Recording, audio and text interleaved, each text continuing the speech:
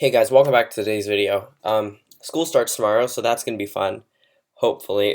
So I'm just gonna do a couple viewer requests today, and then for the future of my channel, going on to after school starts, I'm gonna record all of my videos on Saturday, and then I'm gonna schedule them for 12 p.m. each day. Unless I don't do that, I mean, school's a long time.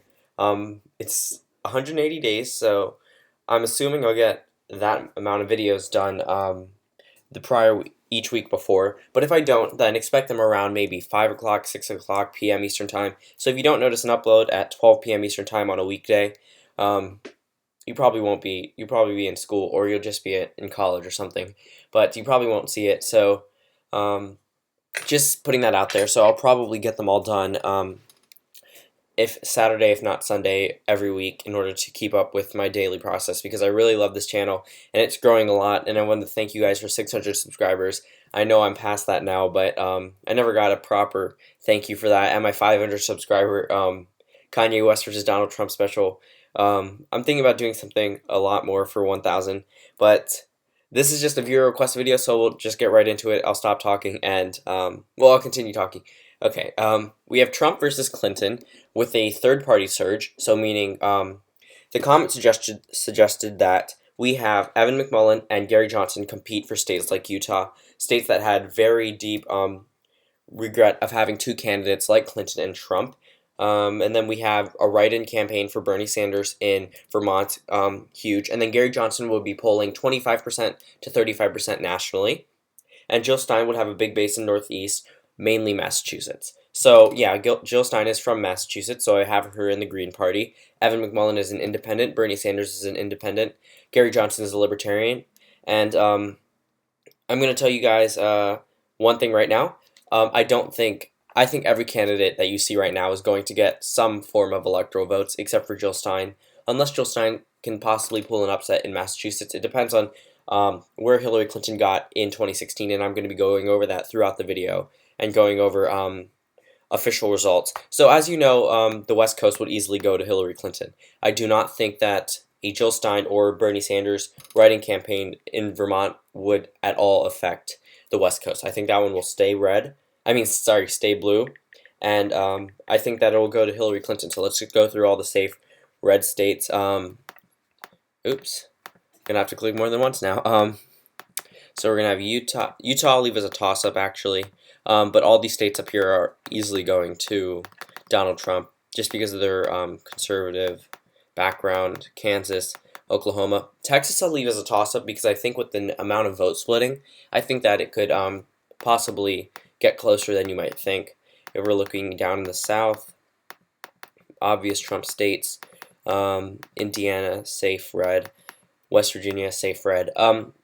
Iowa, I'm going to give that one to Trump, and I'm going to give him Ohio. I'm also going to give him South Carolina. So those are the safe red states I see on the map. Oh, Alaska. Actually, Alaska with the Gary Johnson campaign polling at 25 to 35% nationally could become competitive. So I'm going to leave that one as a toss-up. Now let's go through all the safe Democratic states.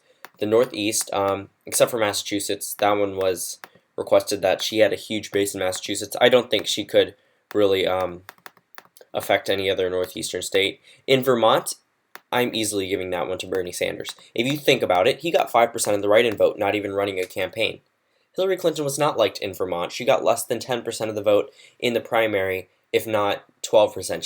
She didn't even reach 20%. And that's in Bernie Sanders' home state. So if he runs a huge write-in campaign, he'll easily get their electoral votes. It doesn't matter anymore. In Maine, I'm going to give one of the electoral votes to Donald Trump. And I'm going to give Hillary Clinton the other three.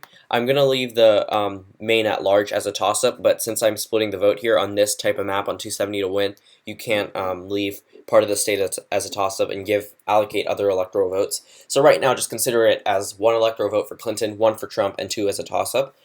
Illinois is safe Clinton, so that puts her at 167 to 142 to 3 to 0 to 0. So now let's look in Massachusetts. Hillary Clinton got 60% of the vote. Donald Trump did not win a single county. Jill Stein is from the state of Massachusetts. Remember, she ran for governor, and she lost badly. She lost horribly. And in the 2016 general election, she did not do well at all. I mean, she was on the ballot and she got 47,000 votes. So even if I did think that she had a huge campaign up in Massachusetts, I still think that it will land in the Clinton column just based off how overwhelming the support is for Hillary Clinton and how even though Jill Stein was on the ballot and she's from Massachusetts, she barely got any votes. And it's still a state that went for Hillary Clinton in the primary, so I don't see it changing ranks.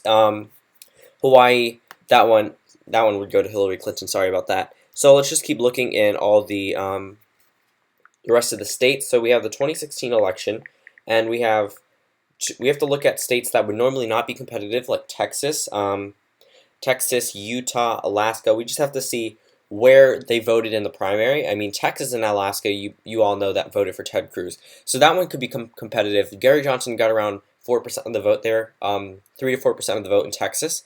And I think that he could possibly, I don't think he would pull an upset victory, but I think he would definitely hurt the chances of Donald Trump. If we're looking in Alaska, Hillary Clinton got 36% of the vote, but Gary Johnson got 5.88%, and Donald Trump got 51.28%. So we got a slim majority of the voters there. If we look in Texas, it's even worse for the Trump campaign. We have Trump taking 52% of the vote, the Hillary Clinton's 43%, a net loss of around, let's see where they voted in 2012. So we have 57% for Mitt Romney and 41% for Barack Obama. So that's a net loss of around 7 points. So really, it's just all about where it comes down to with the vote splitting. Let's look in the general election of where Gary Johnson got in the state. So he got 3.616% of the vote. That's 283,000 votes. So if he has a huge campaign with 25 to 35% nationally, that could easily cut down in Texas. And I think that could pull an upset victory for some candidates. I mean, he was polling maybe 3-4% nationally, and he got 3% in Texas. If he's polling 35%, Hillary Clinton got, let's see, 43% of the vote. Donald Trump got 52%. Where's the 35% coming from? I know a lot of liberal voters won't vote for Gary Johnson, but a lot of conservative voters will vote for Gary Johnson, and that's the part that split away from Trump, which brought him down to 52% and not the 56% that Mitt Romney got. So, if we're looking at that, Gary Johnson could easily chip away from Trump's thing, but I think it would be enough to give Clinton a victory there. If you're looking at it right now, if Gary Johnson polls at 35% nationally, that means he would take around 30% of the vote in Texas. But where does that put Trump? You have to take part of the conservative vote and give it to Gary Johnson, because there's no way liberals that voted for Hillary Clinton would vote for Gary Johnson. If so, it's a slim minority. So I'm going to give this one to Hillary Clinton. I'm sorry about that, but that's just because of that's the way it is with the vote splitting. I mean, a lot of the vote up here is hotly contested because of the range of candidates that are polling so high. So let's look in New Mexico. That one is easily a toss-up. I think it's possible for Gary Johnson to pull a victory there, but let's just look around the map. Colorado and Nevada, those ones would go to Hillary Clinton because they voted for her in 2016, and I don't think any of these candidates would really affect these two states, except for maybe Gary Johnson in Colorado, but I don't see it being that much of a factor, especially since Hillary Clinton did win it in a huge upset victory for Trump by a considerable margin, 48% to 43%. And Gary Johnson got 5% of the vote. So I'm just going to leave that one for Clinton because she's close to a majority, but and I think that Gary Johnson would more chip away at conservative voters than Democratic voters, to be honest. I think Jill Stein would chip away more at liberal voters than conservative voters.